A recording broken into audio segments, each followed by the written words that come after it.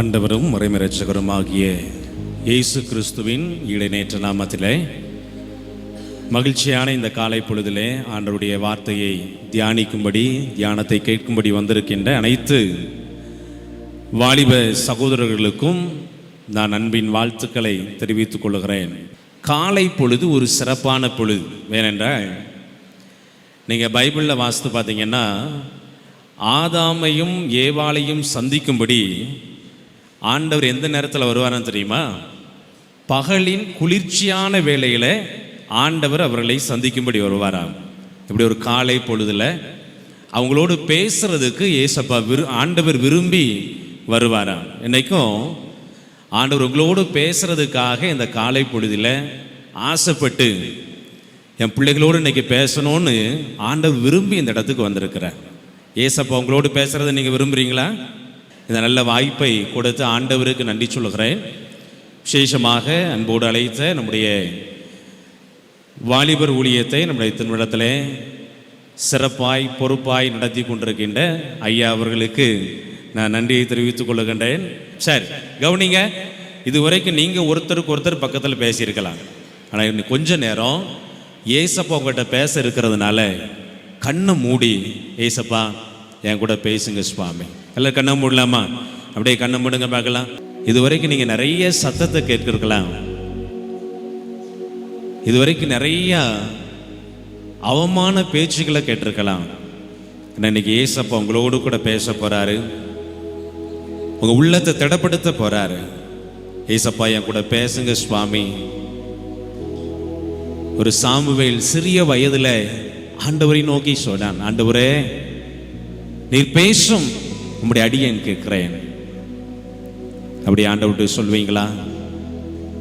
கிருபை நிறைந்த ஆண்டவரே, உம்முடைய பிள்ளைகள் இந்த நேரத்தில் உம்மை நோக்கி பார்க்கிறாங்க சுவாமி. நாங்கள் உம்மை நோக்கி பார்க்கிறோம் ஐயா. நீர் பேசுகிற தெய்வம் ஆண்டவரே. பரிசுத்த ஆவியானவர் எங்க மத்தியில் இறங்கி வந்திருக்கிறபடியினால் எனக்கு உம்முடைய பிள்ளைகளோடு நீர் பேச போகிறீர் என்று விசுவாசித்து உமக்கு நன்றி சொல்கிறோம். எங்களோடு இடைப்படுங்க சுவாமி. நீர் பேசும் உம்முடைய பிள்ளைகளாக நாங்கள் கேட்கிறோம். மீட்பர் இயேசு கிறிஸ்துவின் மூலம் ஜெபிக்கிறோம். ஜெபம் கேளும் நல்ல பிதாவே, ஆமென். எல்லாரும் பைபிள் வச்சிருக்கிறீங்க இல்லையா? பைபிள் எடுங்க பார்க்கலாம். ஏசாயா தீர்க்க தரிசன புஸ்தகம் 41ஆம் அதிகாரம், அதனுடைய 9வது வசனம் நமக்கு கொடுக்கப்பட்டிருக்கிற கருத்து வசனம். பழைய ஏற்பாட்டில் 846வது பக்கத்தில் இருக்குது. சரியா? எடுத்தவங்க எல்லாரும் சேர்ந்து இந்த வசனத்தை வாசிக்கலாமா? ஏசாயா 41ஆம் அதிகாரம் 9ஆம் வசனம். நான் பூமியின் கடையாந்தரங்களிலிருந்து உன்னை எடுத்து அதன் எல்லைகளிலிருந்து அழைத்து வந்து, நீ என் தாசன், நான் உன்னை தெரிந்து கொண்டேன், நான் உன்னை வெறுத்து விடவில்லை என்று சொன்னேன். இந்த வசனத்தில் கடைசி வரி தான் இன்னைக்கு நமக்கு நல்ல ஒரு கருத்து வசனமாக இருக்குது. நான் உன்னை வெறுத்து விடவில்லை. சரியா? கவனிக்கீங்களேங்க. நான் உன்னை வெறுத்து விடவில்லை. ஆங்கிலத்தில் இந்த வசனம் ரொம்ப அருமையாக சொல்லப்பட்டிருக்கிறது. will not throw you away அப்படின்னு என்ன அர்த்தம் தெரியுமா? உன்னை தூக்கி எரிந்து விட மாட்டேன் அப்படின்னு ஆண்டவர் சொல்றார். சாதாரண நான் உன்னை வெறுத்து விட மாட்டேன், நான் உன்னை தூக்கி எரிந்து விட மாட்டேன், நான் இன்னமும் உன்னை நேசிக்கிறேன். இதன் அடிப்படையில் தான் இன்னைக்கு நான் உங்களோடு கூட ஆண்டவருடைய வார்த்தையை கொடுக்க போகிறேன். கவனிங்க. நாம் வாழுகிற இந்த வாழ்க்கையில வேணும்னா நம்ம வைத்துக் கொள்ளுவார்கள், வேண்டாம் வேண்டால் நம்மை தூக்கி எரிந்து விடுவார்கள். யூஸ் அண்ட் த்ரோ கப்பு இப்போ பயன்படுத்தி கொண்டிருக்கிறோம் இல்லையா? டீ குடிக்கிறோம், குடிச்சிட்டு அதை தூக்கி என்ன செஞ்சிடறோம்? தூர போட்டுறதும். அதுக்கப்புறம் அதை பயன்படுத்துறது இல்லை. நமக்கு தேவைன்னா மட்டும் அதை பயன்படுத்துகிறோம். இது போலதான் இந்த வாலிப பருவத்தில் இருக்கிற நமக்கு ஆண்டவர் இன்னைக்கு பேச விரும்புகிற காரியம். இன்னைக்கு நிறைய பேருடைய வாழ்க்கையில என்னை பயன்படுத்திட்டு, தேவைக்கு பயன்படுத்திட்டு என்னை தூக்கி தூர எரிஞ்சது போல போட்டுட்டாங்க என்ற ஒரு நிலையில இன்னைக்கு வாலிபர்கள் இருக்கிறதை நாம் அறிகிறோம். கவனிங்க. இந்த சூழ்நிலையில ஆண்டவர் இந்த காலை நேரத்தில் உங்களை பார்த்து பேச விரும்புகிற காரியம், நான் இன்னும் உன்னை நேசிக்கிறேன், எத்தனை பேருக்குள்ள உண்மையாவே நம்பிக்கை இருக்குது, ஏசப்பா என்ன நேசிக்கிறாரு?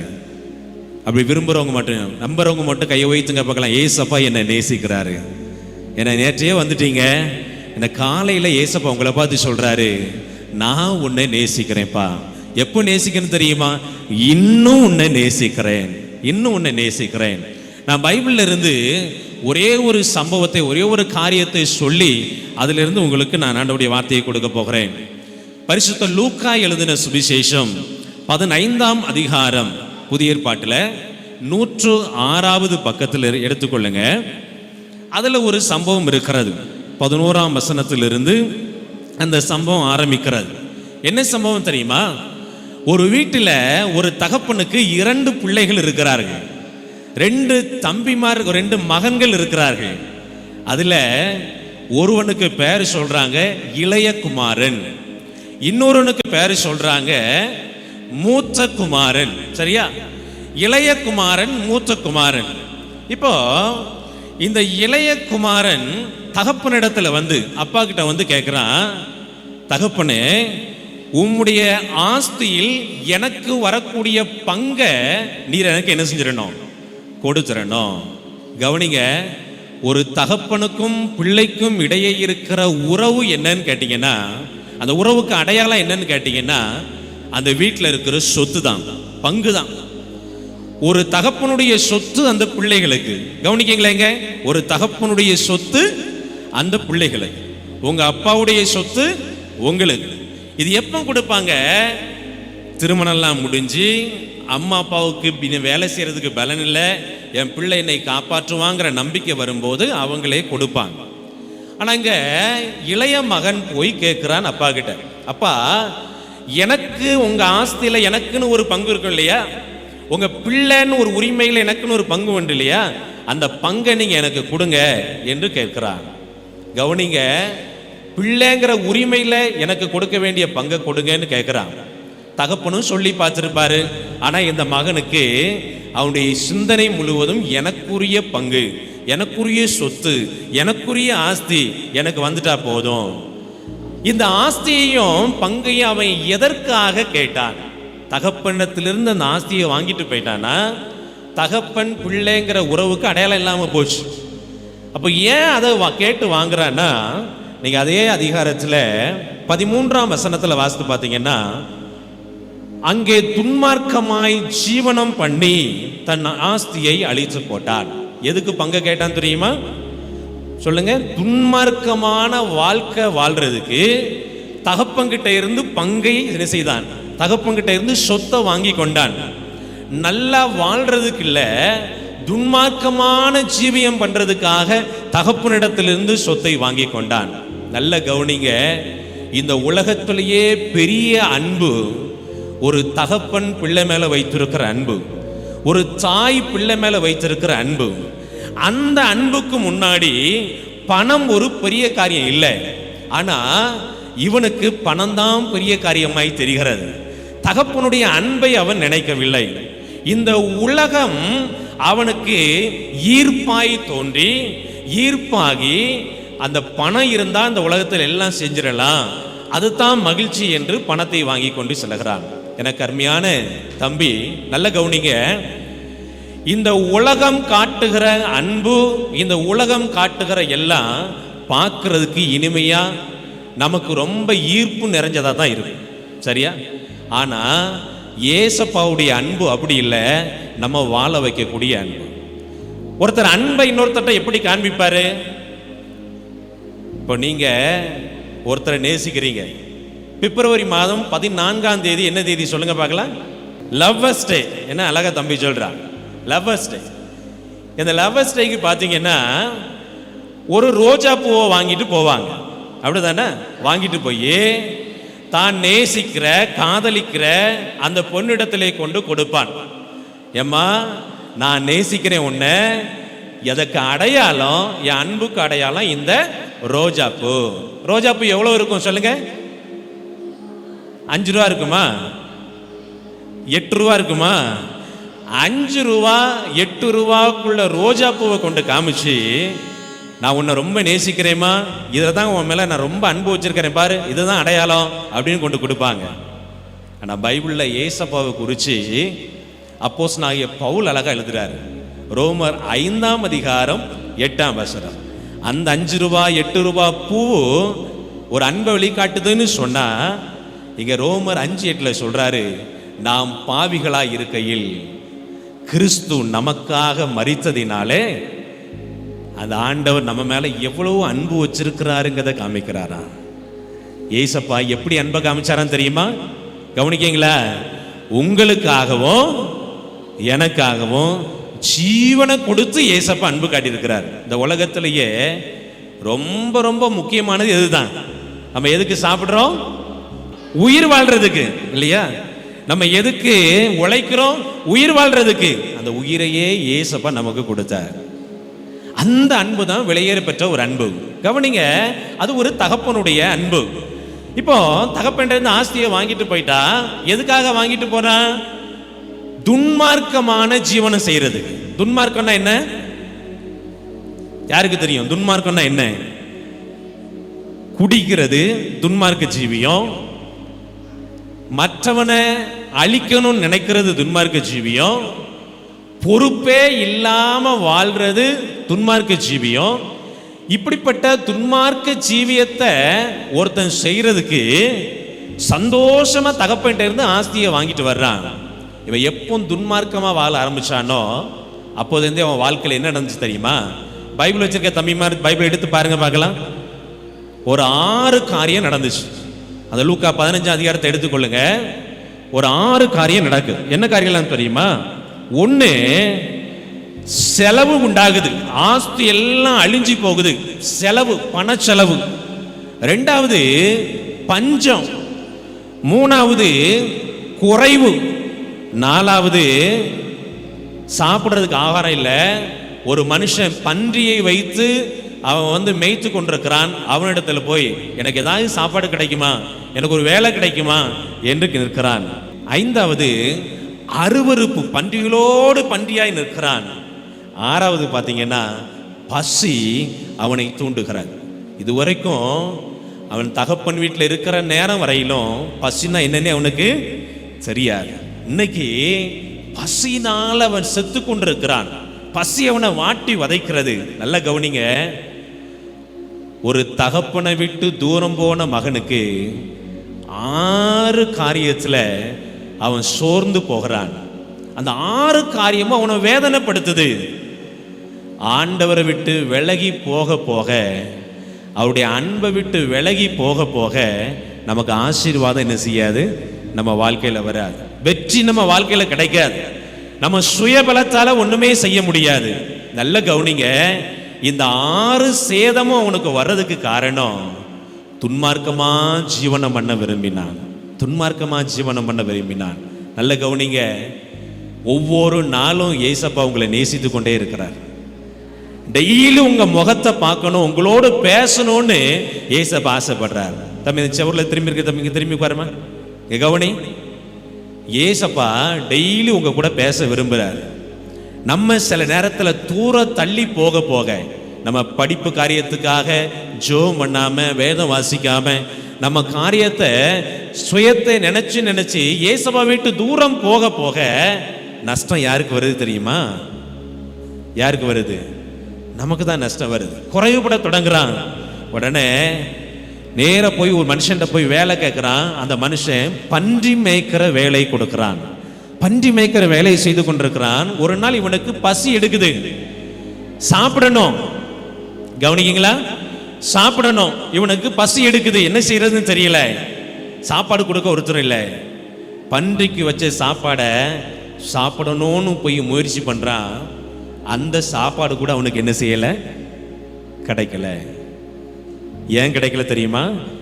தகப்பன் வீட்டில் நல்லா சாப்பிட்டு கொண்டிருந்தவன் துன்மார்க்கமா ஜீவனம் பண்ணணும்னு நினைச்சதுனால சாப்பிட்றதுக்கு கூட ஆகாரம் இல்லாம பன்றியோடு பன்றியாய் கிடக்கிறான்.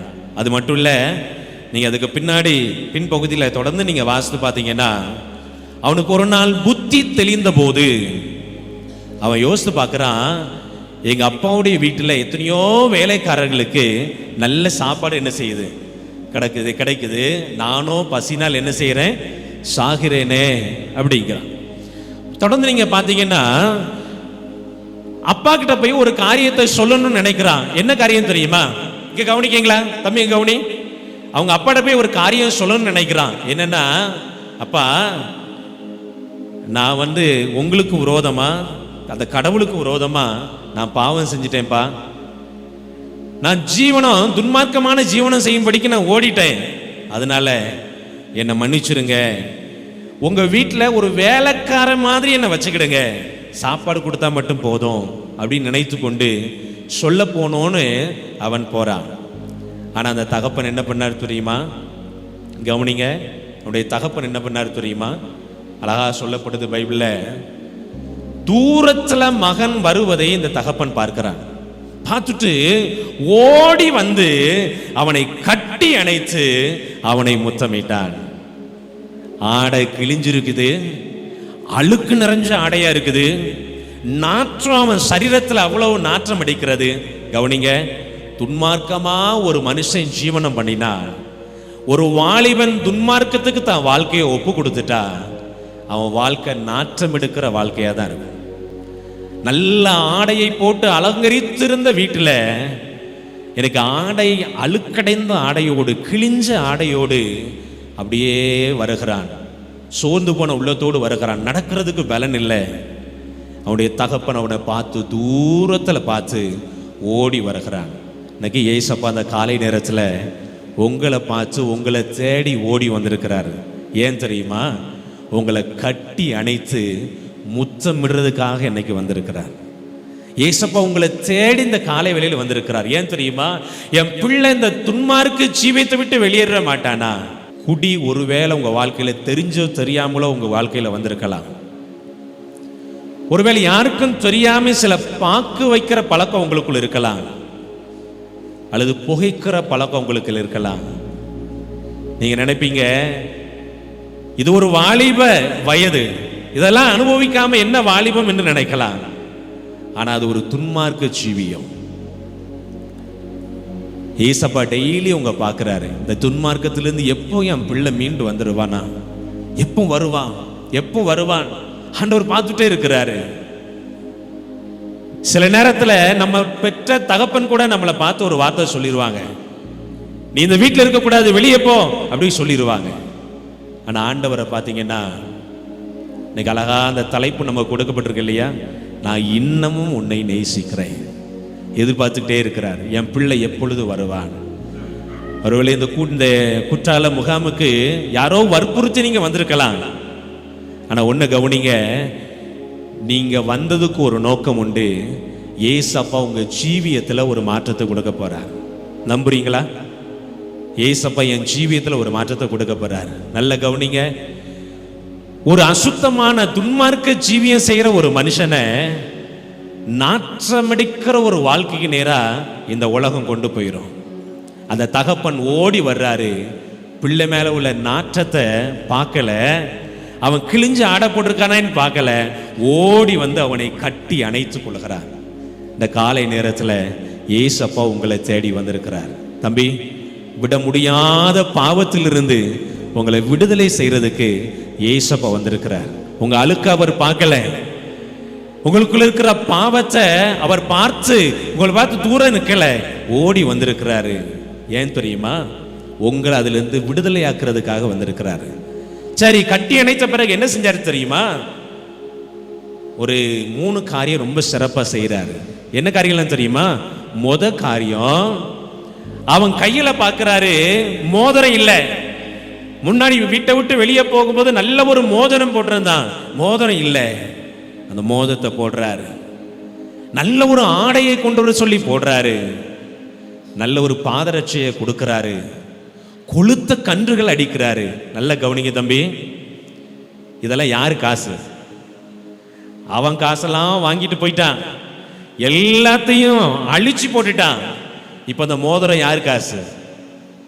அந்த செருப்பு யாரு காசு? சத்தமா சொல்லுங்க, யாரு காசா இருக்கும்? அது அவன் காசு இல்ல, செருப்பு அவன் காசு இல்ல, அந்த அங்கி அவன் காசு இல்ல, அவனுக்கு தகுதியே இல்லாத அவனுக்கு கிருபையா கொடுக்கப்படுகிறது. இன்னைக்கும் இந்த காலை நேரத்தில் ஏசப்பா உங்களை துன்மார்க்க ஜீவியத்திலிருந்து விடுதலையாக்குறது மட்டும் இல்லை, உங்களுக்கு எக்ஸ்ட்ரா கிருபைகளை கொடுக்க விரும்புகிறார். எக்ஸ்ட்ரா உங்களுக்கு ஆண்டவர் கிருபைகளை கொடுக்க விரும்புகிறார். நீங்க 4 பேருக்கு இனிமே நீங்க ஒரு ஆசீர்வாதமான பாத்திரமா ஆண்டவர் உங்களை மாற்ற விரும்புகிறாரு. இந்த மனிதன் வந்த பிறகு நல்லா குடும்பமே சந்தோஷமாய் கொண்டாடி கொண்டிருக்கிறது. மூத்த சகோதரன் வருகிறான். அந்த வீட்டில் யாருக்கு தான் இனிமே பங்கு இருக்குது? இவனுக்குரிய பங்கை வாங்கி கொண்டு வந்துட்டான். இனி மூத்த சகோதரனுக்கு மட்டும்தான் அங்க இடம் இருக்குது. அந்த சகோதரன் வயலிருந்து வந்து பார்க்கிறான், ஒரே கொண்டாட்டமாக இருக்கிறது. தன் தகப்பனை பார்த்து சொல்றான், அங்க இருக்கிறவங்க பார்த்து கேட்கிறான், இது என்ன கொண்டாட்டம் என் வீட்டுல? தகப்பன் அந்த மனுஷன் சொல்றான், உங்க தம்பி திரும்ப வந்துட்டாரு, மனம் திரும்பி வந்துட்டாரு, இவனுக்கு கோபம் தாங்க முடியல. நல்ல கவனிங்க, இன்னைக்கு அப்படித்தான் இந்த உலகம் நம்மை நம்ம ஒரு காரியம் நம்மளால எந்த பிரயோஜனம் இல்லைன்னா நம்மை வெறுக்க ஆரம்பிக்கும். ஆனால் தகப்பன் அப்படி இல்லை, என் பிள்ளை திருந்தி வந்தால் போதும் நினைக்கிறாரு. எனக்கு ஏசப்பா அந்த காலத்தில் உங்களை தேடி வந்திருக்கிறாரு. நீங்க உங்களை ஒப்பு கொடுக்க போறீங்க. ஆண்டவரே, என் துன்மார்க்க ஜீவியத்தை நீங்க மாற்றுங்கப்பா. அப்படி கொஞ்சம் எந்திச்சு நிற்கலாமா தம்பி? அப்படி இருக்கிற இடத்துல எந்திச்சுங்க பார்க்கலாம். ஆண்டவர் சொல்றாரு, நான் உன்னை வெறுத்துறல, உனக்குள் இருக்கிற அந்த தீய பழக்கத்தை நினைச்சு நான் உன்னை தூக்கி எரிஞ்சி போட்டுறல. ஆனா ஒன்னே ஒன்று செய்கிறேன், என்ன தெரியுமா? இன்னும் உன்னை நேசிக்கிறேன். ஏசப்பா பார்த்து சில நிமிடங்கள் நீங்க தான் ஜெபம் பண்ண போறீங்க. ஏசப்பாட்ட எல்லாரும் கண்ணை மூடுங்க. நம்ம சிந்திச்சது போல ஒரு இளைய குமாரன், அவன் சிந்தனை முழுவதும் ஜீவனம் துன்மார்க்கமா பண்றதுக்காக தகப்பன் பிள்ளைங்கிற உறவு கூட பார்க்காம தனக்குரிய ஆஸ்தியை பங்கை வாங்கி கொண்டு சென்றுட்டான். ஆனா அவனுக்கு என்ன ஆசீர்வாதத்தை இது கொடுத்தது? எல்லாம் இழந்து போனான். நாற்றமெடுத்த வாழ்வு. இன்னைக்கு உங்க குடும்பத்துல உங்களை எப்படி பார்க்கறாங்க தம்பி? கொஞ்சம் யோசிச்சு பாருங்க. நல்ல ஆசீர்வாதமா மனபீசர பிள்ளையா வாழ வேண்டி நீ இன்னைக்கு ஏதோ ஒரு காரியத்தினால தலை குனிஞ்சு நிற்கிற. நீ இந்த வார்த்தையை கேட்ட பிறகும் நீ வேடிக்கை பார்த்துட்டு இருப்பேன்னா உனக்கு துன்மார்க்க ஜீவியத்திலிருந்து வெளியே வர விருப்பம் இல்லைன்னு அர்த்தம். நல்ல கண்ணு மூடி ஏசப்பாடு சொல்லு, ஏசப்பா, நான் உங்களை விட்டு தூரமா போயிட்டேன் சுவாமி. நம்ம வாசம் இல்லையா? தகப்பன் ஓடி வருகிறான். இவன் வீட்டுக்கு போகணும்னு தான் நினைக்கிறான். தகப்பன் ஓடி வருகிறான். ஏசப்பா, என்னை தேடி இன்னைக்கு காலையில ஓடி வந்திருக்கீங்க சுவாமி. நான் கூட இந்த மண்டபத்துக்குள்ள லேட்டா வந்திருக்கலாம், ஆனா என் ஆண்டவர் என்னை தேடி எப்பவோ வந்து உட்கார்ந்துட்டீங்கப்பா. என்ன அவ்வளவு நேசிக்கிறீங்களா ஆண்டவரே? அப்படியே ஏசப்பாக்கு நன்றி சொல்லுங்க. ஏசப்பா, என்ன அவ்வளவு நேசிக்கிறீங்களா? நான் ஏற்கனவே சொன்னது போல சொல்றேன், உலகம் அன்பு கடையாளமா ஒரு ரோஜா பூவை காமிச்சு ஏமாத்திருது. ஆனா ஆண்டவர் ஏமாற்றுகிறவர் அல்ல தம்பி. ஒரு தகப்பனிடத்தில் உனக்கு கிடைக்காத அன்பு, ஒரு பெற்ற தாயினிடத்தில் கிடைக்காத அன்பு, ஒரு நல்ல நண்பனிடத்துல கிடைக்காத அன்பு இன்னைக்கு உனக்கு ஏசப்பா தர்றாரு. ஏசப்பா, என் துன்மார்க்க ஜீவியம் மாறட்டும்னு சொல்லு. இன்னைக்கு அவருக்கு பிரியமா உன்னை வணைகிறதுக்கு ஒப்பு கொடு. நீ வேணா பாரு, நீ நினைக்கிறதுக்கும் ஆண்டவரிடத்துல செபிக்கிறதுக்கும் பெரிய காரியத்தை உன் கண்கள் பார்க்க. எந்த இடத்துல நீ அவமானப்பட்டு கூனி குறுகி நிற்கிறியோ ஆண்டவர் அந்த இடத்துல உன் தலையை நிமிர பண்ண போறாரு. அவன் நினைத்து கொண்டு ஓடி வர்றான். எங்க அப்பாட்ட போய், அப்பா, ஒரு வேலைக்காரனை போல என்ன நினைச்சுக்கிடுங்களேன், இன்னும் உங்க பிள்ளை இல்லை. ஆனா அப்பா என்ன சொல்றாரு தெரியுமா? அதை காதுலயே வாங்கல, அதுக்கு பதிலே சொல்லல, நீ வேலைக்காரன்னு சொல்லல. அவர் சொல்றாரு, மூத்த மகனை பார்த்து சொல்றாருப்பா, உன் தம்பி மரித்து போனான், இப்ப மீண்டும் திரும்ப வந்திருக்கிறான். இதை விட பெரிய சந்தோஷம் என்னப்பா உண்டு? நீ இன்னைக்கு நம்பி வந்திருக்கிறியே தம்பி, ஏசப்பாவை நம்பி வந்திருக்கிறிய, இன்னமும் அவர் உன்னை நேசிக்கிறார். தூரத்துல நீ நின்னாலும் இன்னமும் உன்னை நேசிக்கிறார். அவர் சொல்றாரு, வருத்தப்பட்டு போய் நிக்கிறியா, நீ என்கிட்ட வா, நான் உனக்கு இளைப்பாறுதலை தருகிறேன். அவர் ஒரு நாள் உன்னை பாவின்னு ஆண்டவர் தள்ளிட மாட்டார் தம்பி. ஏசப்பாட்ட சொல்லு, உன் துன்மார்க்க ஜீவித்தை ஏசப்பாட்ட சொல்லு. ஆண்டவரே, நான் இப்படி ஒரு தவறு பண்ணிட்டேன், ஏசப்பாட்ட சொல்லு. இந்த காலை நேரத்துல சொல்லி பாரு, இன்னைக்கு நீ இந்த கூட்டத்துல இருக்கிற ஒவ்வொரு நிமிஷமும் உனக்கு ஆசீர்வாதமா இருக்கும். இங்கிருந்து நீ போகும்போது 7 முறை ஒரு தங்கம் எப்படி புடமிடப்படுகிறதோ அது போல நீ புடமிடப்பட்டவனா இங்கிருந்து சுத்த தங்கமா வெளியே போவ. ஏசப்பாட்ட சொல்ல, ஏசப்பா நான் இப்படி ஒரு தவறு செஞ்சுட்டேன். நான் முன்னாடி எல்லாம் ஆரம்பத்தில் கொஞ்சம் ஜெபம் பண்ணும் ஏசப்பா, இன்னைக்கு நான் ஜெபமே பண்றது கிடையாது. நான் ஆலயத்துக்கு போனா ஏதோ கடமைக்காக போற மாதிரி போறேன். ஏசப்பா நான் குடி போதைக்கு அடிமைப்பட்டுட்டேன். சொல்லு தம்பி, ஆண்டவர் நீ இந்த பாவம் செஞ்சுட்டான்னு ஒரு நாள் உன்னை ஒதுக்கி வைக்கிற தெய்வம் இல்லை. ஏசப்பாட்ட சொல்லு, ஏசப்பா நான் பாவம் செஞ்சுட்டேன்ப்பா, என்னை மன்னிச்சுடுங்க, என்னை மன்னிச்சுடுங்க. இந்த காலை நேரத்தில் ஒன்று ஒப்பு கொடுப்பாயா? உண்மையாவே ஏசப்பா என் பாவத்தை மன்னிக்கிறதுக்கு நான் என்ன ஒப்பு கொடுக்கிறேன்னு சொல்றவங்க உங்க கையை எடுத்து உங்க தலைக்கு மேல வச்சுட்டு ஏசப்பட்ட உண்மையா ஒப்பு கொடு தம்பி. யாரையும் பார்க்க வேண்டாம், பக்கத்தில் இருக்கவங்களால உனக்கு ஒரு பிரயோஜனம் இல்லை. உன் தலைக்கு மேல கை வைத்து, ஏசப்பா இனி நான் சுத்த பொண்ண விளங்கணும். ஏசு சுவாமி, இன்னைக்கு என்ன தேடி நீங்க வந்திருக்கீங்களாப்பா? என்ன நேசிக்க யாரும் இல்லைன்னு நினைச்சேன், இன்னமும் என்ன நேசிக்கிறீங்களா? ஆண்டவர் சொல்றாரு, இன்னமும் என்ன நேசிக்கிறேன், இன்னமும் என்ன நேசிக்கிறேன்ப்பா. பாவி என்றுன்னை அவர் தள்ளவே மாட்டார், அவளாய் உன்னை இயேசு அழைக்கின்றாரே. பாவி என்றுன்னை அவர் தள்ளவே மாட்டார், அவளாய் உன்னை இயேசு அழைக்கிறாரே. தயங்கிடாதே, தாவி ஓடிவா, தந்தை இயேசுவை சொந்தம் கொள்ளவா. தயங்கிடாதே, தாவி ஓடிவா, தந்தை இயேசுவை சொந்தம் கொள்ளவா. தந்தை இயேசுவை சொந்தம் கொள்ளவா.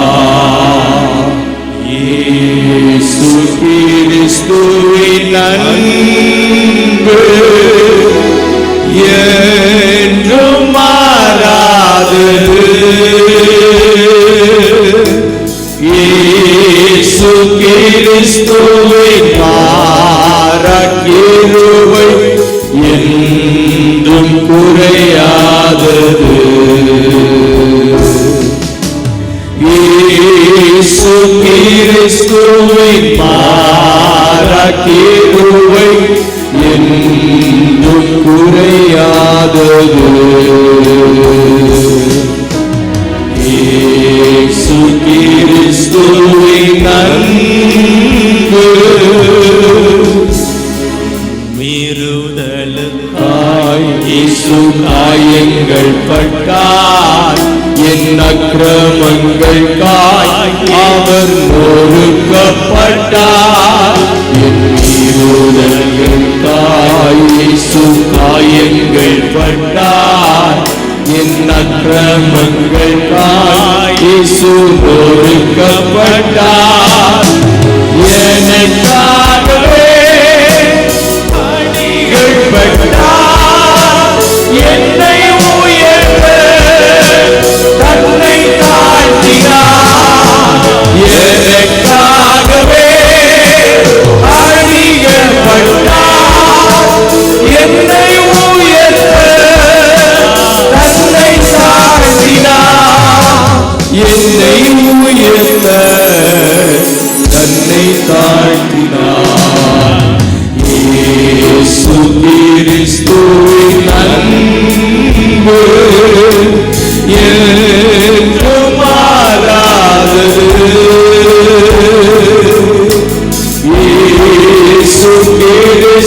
கிறிஸ்துவின் மாறக்கிருபை என்றும் குறையாதது. இயேசு கிறிஸ்துவின் மாறக்கிருபை என்றும் குறையாதது.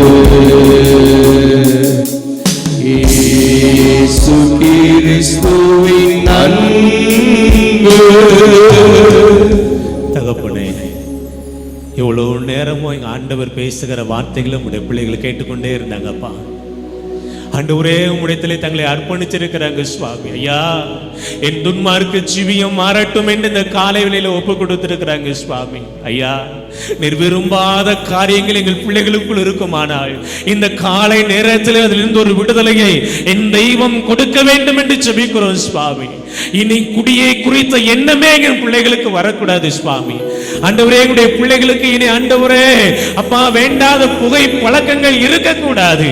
ஐயா, இந்த 2 நாட்களும் ஆண்டவர் இன்றும் நாளையும் பிள்ளைகள் இங்கிருந்து புறப்பட்டு போகும்போது சுத்த தங்கங்களாய் வெளியே புறப்பட்டு போகட்டும், கொளுத்த கன்றுகளாய் புறப்பட்டு போகட்டும், பதரை மிதிக்கிறவர்களாய் புறப்பட்டு போகட்டும், சத்துருவை ஜெயிக்கிறவர்களாய் புறப்பட்டு போகட்டும். ஆண்டவரே, தேவனுடைய ஆலயத்தில் நாட்டப்பட்ட பிள்ளைகள் ஆண்டவரே செழித்திருக்கட்டும் சுவாமி, செழித்திருக்கட்டப்பா. பிள்ளைகள் நல்ல படிப்பிலே உயரட்டும், நல்ல வேலை வாய்ப்புகளை உயரட்டும். இந்த வாலிப வயதிலே ஆண்டவரே உம்மால் எய்யப்படுகிற அம்புகளாய் பிள்ளைகள் புறப்பட்டு போவார்களாக. தகப்பனிடத்திலே வந்தபோது இளைய குமாரன் யோசிக்கவில்லை, என் தகப்பன் ஓடி வந்து என்னை கட்டி அணைப்பார் என்று. என் தெய்வம் இந்த கால வேளையில ஆண்டவரே கேள்விக்குறியோடு வந்த பிள்ளைகளை கட்டி அணைத்து முத்தமிட்டு புதிய கிருபையினால் நிரப்புகிறீர். உமக்கு நன்றி சுவாமி. எங்க பிள்ளைகளுக்குள்ள புதிய கிருபைகளை தார், நல்ல தாளந்துகளை தார். உமக்காக பிள்ளைகளை இதை பயன்படுத்தட்டும் சுவாமி. அர்ப்பணித்த நம்முடைய பிள்ளைகளை ஆசீர்வதி. தொடர்ந்து இந்த நாள் நடக்கிற ஒவ்வொரு ஊழியங்களிலும் ஒவ்வொரு கூட்டங்களிலும் தெய்வ வல்லமை இறங்கி வரட்டும். எங்களை தாழ்த்துகிறோம், அர்ப்பணிக்கிறோம். நீர் எங்களோடு வழி நடத்தும். மீட்பர் இயேசு கிறிஸ்துவின் மூலம் ஜெபிக்கிறோம். ஜெபம் கேளும் நல்ல பிதாவே. ஆமென்.